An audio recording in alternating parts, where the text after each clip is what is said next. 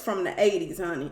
Talking about, I want to get you right. You know what I mean? I want to get your body done. You know, I got some things planned for you, girl. Nobody can do it like I can do it for you. And I'm like, Fresher, are you trying to date the girl, pimp the girl, or try to help the girl with a career? What in the hell is really going on? He tells us that his baby mama, that he believes, or the baby mama believes in Janoski just as well as he do.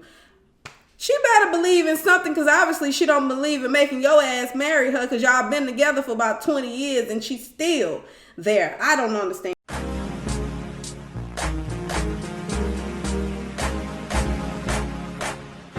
Can we just talk? Can we just talk about it?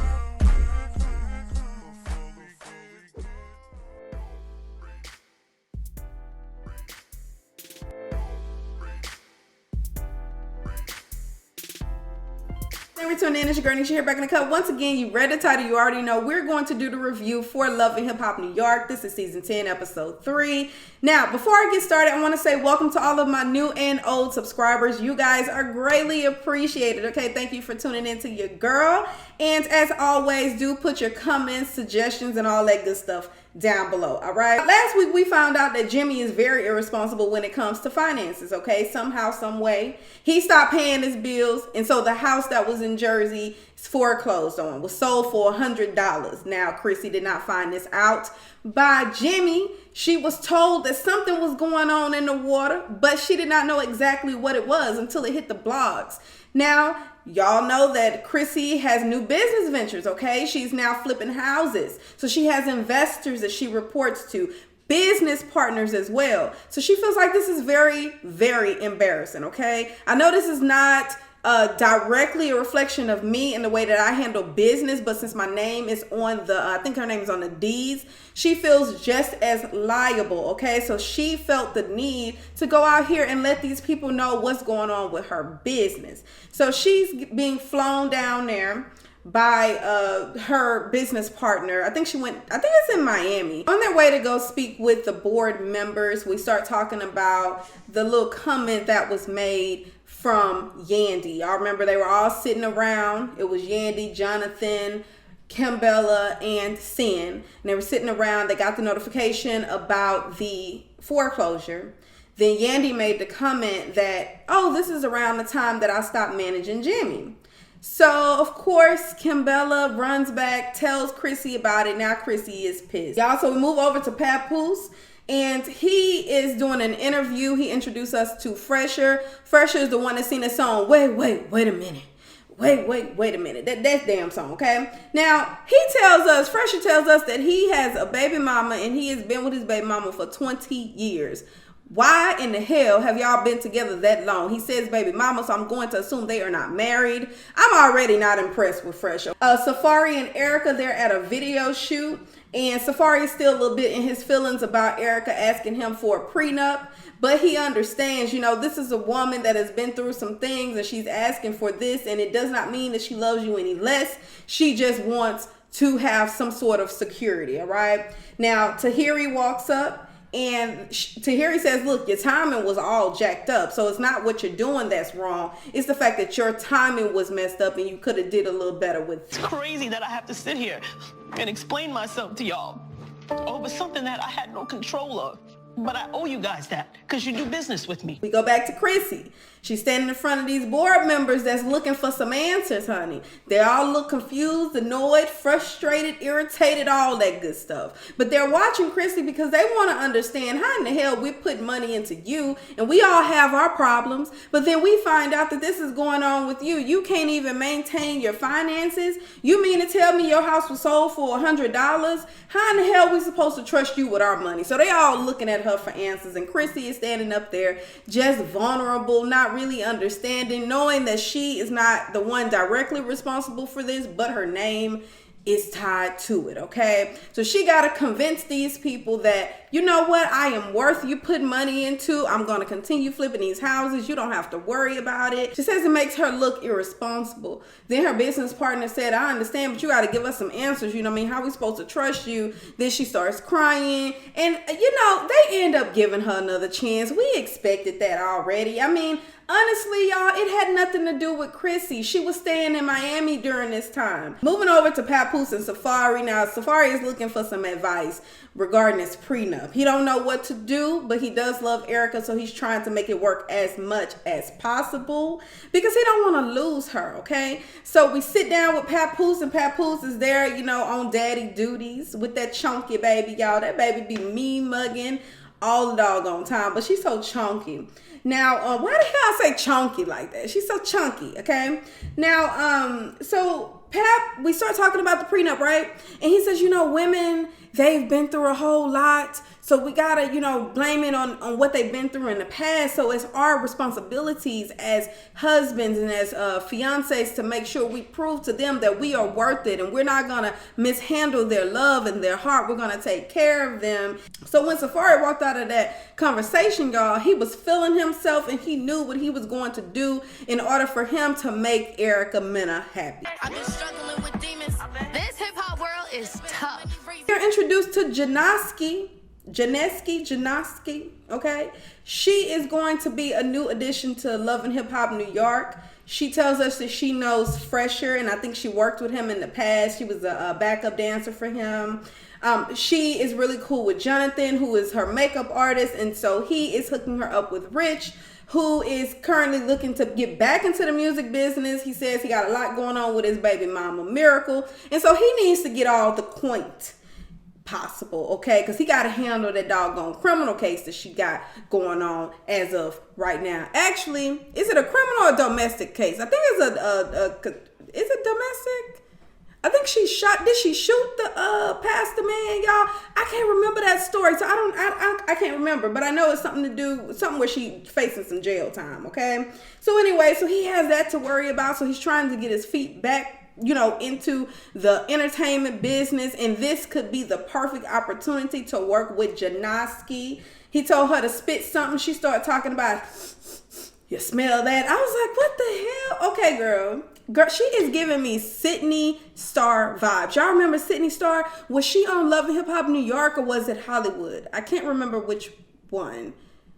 I really can't remember. But anyway, y'all remember the transgender that came onto the show, and she was on there for like one season? She's giving me those Sydney Star vibes, okay? Just trying to get up in there. She say she's a little bit better than the majority of these rappers out here. So we'll see, girl. We will be the judge, okay? Sorry for much of defending you. I didn't mean to have you in a position where you feel like you're pouring your heart out to the people that you work with. I was trying to be as professional as possible. Moving over to Chrissy, sitting at the bar. She's on FaceTime with Jimmy, and she's telling him, you know, when I was standing up there, I was so vulnerable. I was so upset. I felt so irresponsible. You know, you put me in this situation, and I felt so bad because these people are depending on me to use my money responsibly, and I'm not showing them this. And he's like, look, I don't understand. Like, what you so upset for? This has nothing to do with you. This has everything to do with me. You had no control over what happened out here. I am the reason why this is going on. You were in Miami. How about you tell them that you were in Miami when it happened? You have nothing to do with it. That's the end of the conversation. I kind of agree with that. But the only reason why I feel like it wouldn't have made a difference in how they perceived it is because still your name is on it. That's your man.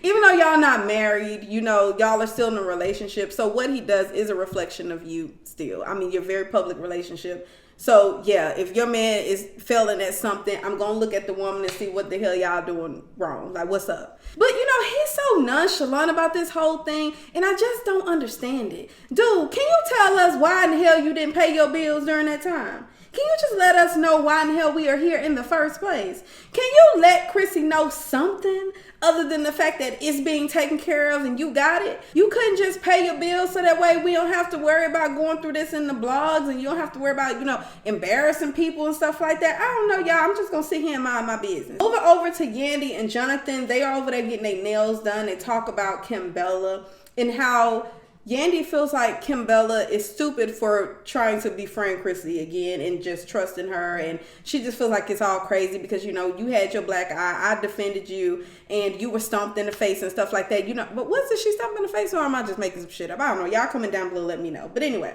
she snuck you, and I was there for you. So the fact that you over here trying to be best buddies with this female doesn't make any sense. But you know, Chrissy says she's come back into the show. She's trying to be a different person. So we got to let people grow. I had a talk with Pap, and he explained some things, and just the way he broke it down, it really made a lot of sense to me. I want you to be my wife. I know that. I'm in love with you. And whatever you want me to do to make you feel safe and secure, I'll do it. Moving over to Safari and Erica, they're sitting down having a dinner, looking all sad in the face because she doesn't know where he's going with this and he doesn't know where she's going with it.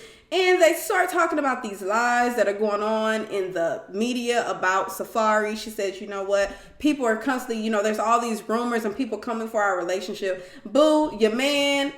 I'm sorry, y'all. I'm sorry. I believe that Safari was with that girl. I truly believe that. Based on the receipts that she showed, I believe it. I think that he, you know, when she didn't want him, he went on to Erica, who was willing and able to take the relationship. I do not believe that that girl lied on Safari. But whatever, we can move past that. We start talking about this prenup. He says that he will sign the prenup if it's going to make her happy. And because he doesn't want that to be the reason that they're separated. You know, it's not even worth it. She sits there for a moment. She's like, oh my gosh, I can't believe you're willing to sign it. I mean, anything? Does it matter what's on there? He's like, no, it doesn't matter. I don't care. I love you.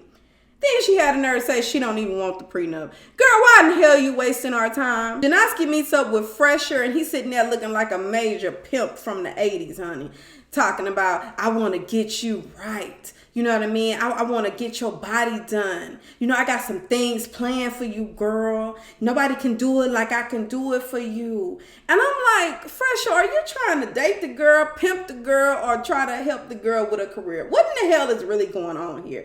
And she's like, why you always trying to get people body done? Because you got to look right.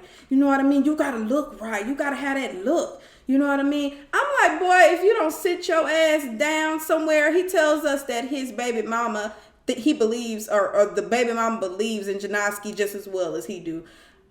She better believe in something, because obviously she don't believe in making your ass marry her, because y'all been together for about 20 years and she's still there. I don't understand that one. Talk about these 8 cups. She said, yeah, I got these 8 cups. It's okay because I still pulled them with my 8 cups, girl. It's fine, girl. Don't get nothing done in your body if you don't want to, honey. Don't let Fresher be the reason you go around here getting all this damn plastic surgery and you all start looking like twins around here. Everybody body looking the same. Please don't do that, because some women take it extremely too far, okay? Tells us that she has a showcase coming up and she wants him to meet with Rich. He's like, yeah, I know, dude. You know what I mean? But is it, you sure that's what you want to do? And she's like, yeah, I'm sure that's what I want to do. But I'm wondering, is she saying that she's going to work with Rich and make her, or let him manage her, or is she like, what we doing? I didn't catch what he was saying that is she sure about. You know, I didn't catch that part. But then again, I think for Janoski, hell, Rich may not be any better because he might be just a hoe just as well as Fresher is. But, you know, with Fresher, you say in the past, he's been trying to put you in penthouses and shit like that. Maybe you want to leave that alone, because you ain't trying to go into no management with somebody that you're going to end up sleeping with, and then now you're going to end up, hell, you're not going to be heard, okay? You will not be the next Cardi B, as Fresher is saying that you're going to be, if you end up getting in relationships with these men, okay? So I think if you feel like he's trying to take it somewhere else and he's pushing himself up on you, then you need to push yourself back and going over to Rich. But hell, he might not even be no better. How about you find another manager? Hell, find somebody else that ain't looking at you to think you're ugly, just so he can focus on your music, okay? That's what you need. Somebody focus on your music, honey. Don't get stuck in the studio lap dancing and doing stuff for this man. Well, I will tell you exactly what is on the blogs. Listen, whatever is going on, okay? My heart went out. Lying. You a liar, yo. You lying.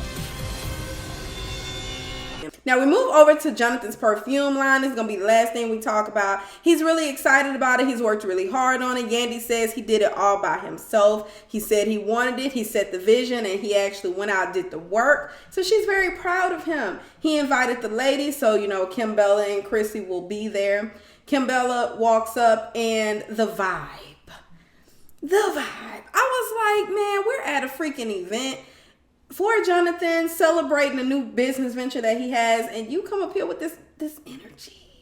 You know what I mean? Come on, Kimbella. But she feels like they're being fake with Chrissy and how they were talking crap behind Chrissy's back. And she feels like they should be woman and man enough to say it to Chrissy's face. Then we see Chrissy walk up. She's confused, not sure what in the hell is going on, but she is the lady of the hour, so she needs to figure out why in the hell I'm so important right now.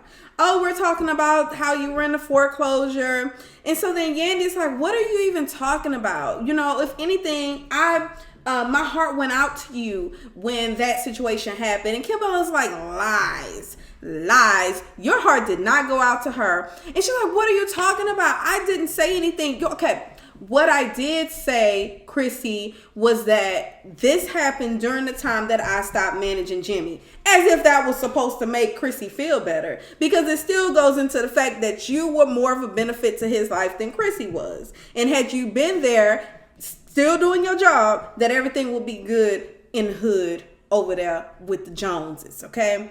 So I was like, girl, you didn't make it no better. But I get what Chrissy, what Yandy was trying to say. You know, I didn't say I was like hating on y'all or that y'all can't do shit right without me. But I did say that it happened around the time that I left. As if it was better. So then Chrissy says, did you make Jimmy or did Jimmy make you? Good question. Y'all comment down below and let me know. Did we know about her before Jimmy came along? Or like, how did that whole situation go? Y'all know it was a long time before I watched it, so I can't remember that stuff. But anyway, I think that's pretty much it. Jonathan just ended up calling Kimbella messy because Kimbella went back and told Chrissy, but that's the nature of love and hip hop. We already know if you say one thing to somebody else, hell, it's even the Real Housewives of Atlanta. You say something to one person, you go over there, they say it to the other person. It's just how it is, okay? Anyway, y'all, that's all I have for you. Get into the comments. Let me know what y'all think about this episode. And until next time, I'm ready to go. This tea is super hot. I'm about to rush. I'm back, 3 feet, no pressure.